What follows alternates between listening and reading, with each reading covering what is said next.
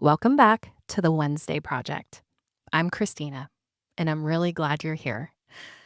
Before we go any further, I want to say this gently. I'm a licensed therapist, but I'm not your therapist. Everything we talk about here is offered for education and reflection.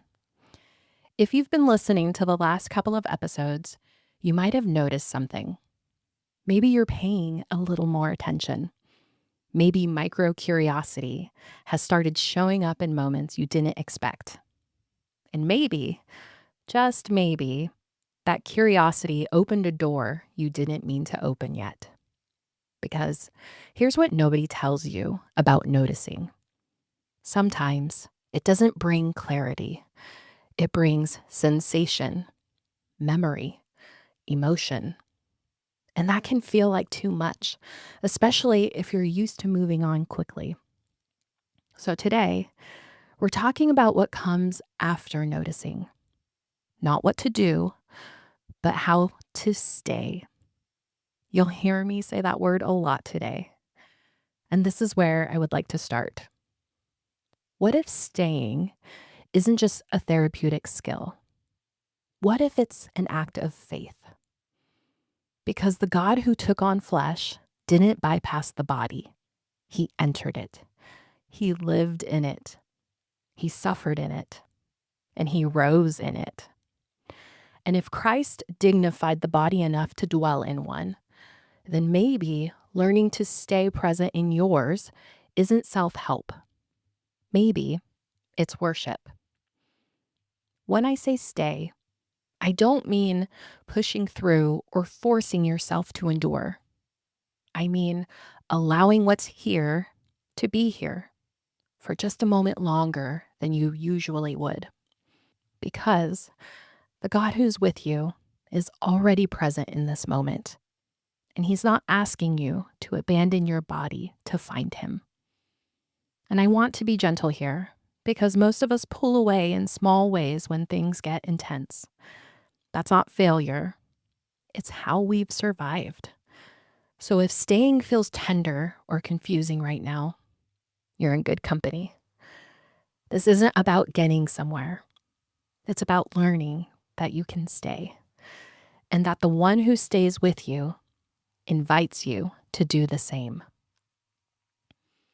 Most of us have a reflex when something uncomfortable shows up. We want it to stop. We want it to go away.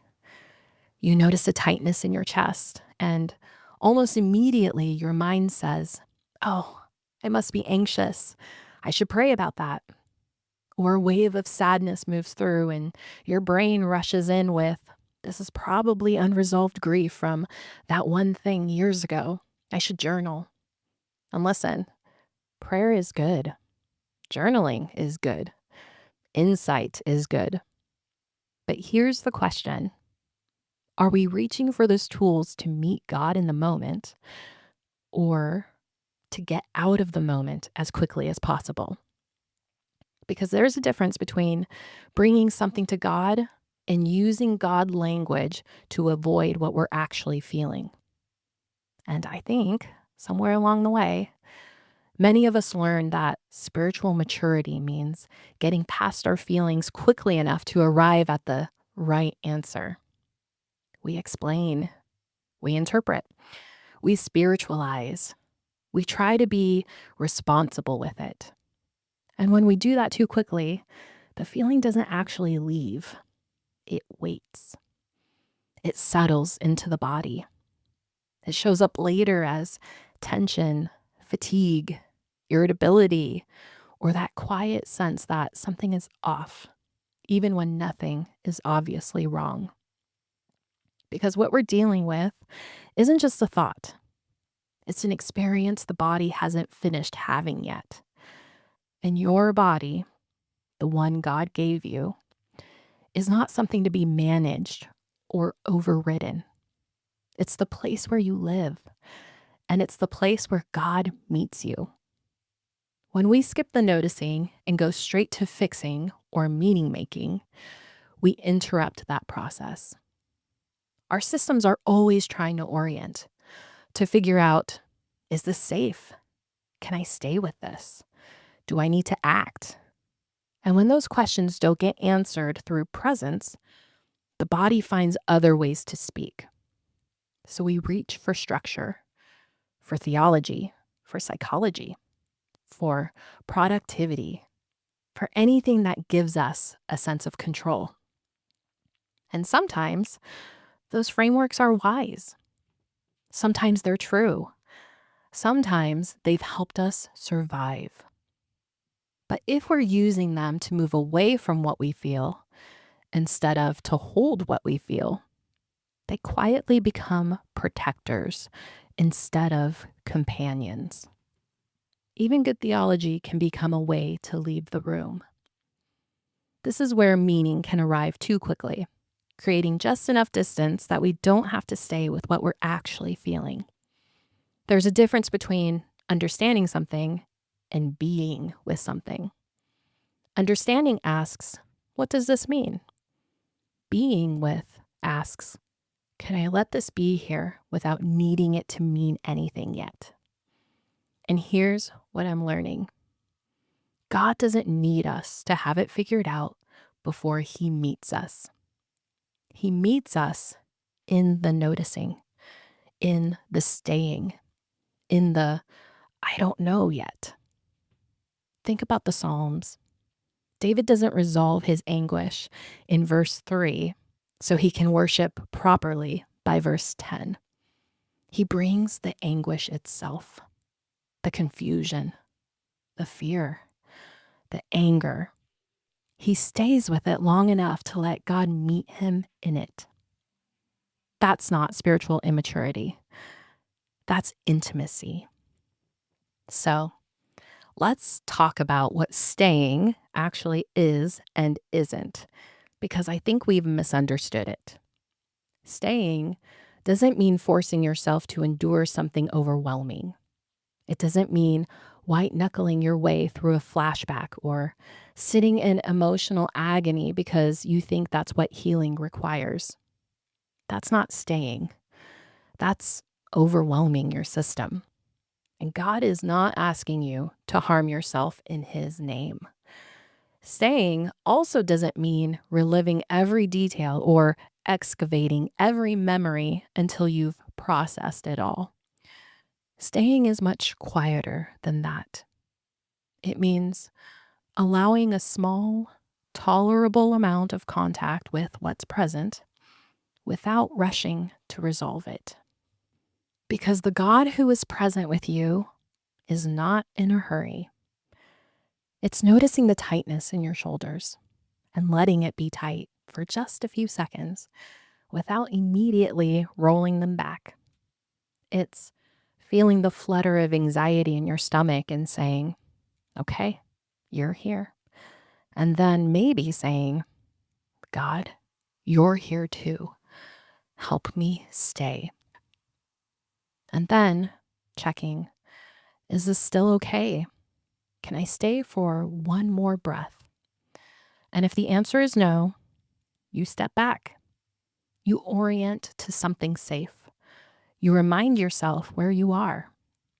Because here's what most people get wrong about this work. Staying isn't about endurance. It's about small doses, tolerable contact, and honoring the moments when your system says, not yet. Your nervous system is not your enemy. It's trying to protect you. And God gave it to you. The same God who knit you together in your mother's womb designed your body to know its limits. So when your system says, this is too much, that's not failure. That's not lack of faith. That's your body doing exactly what God designed it to do. So staying looks like this: sensation over story. Instead of asking, why do I feel this way? You ask, where do I feel this? Instead of analyzing, you locate, you notice. You let the body, the one God gave you, speak first. Seconds instead of minutes. You don't have to stay for long. 3 seconds of contact with something uncomfortable is more valuable than 3 minutes of forcing.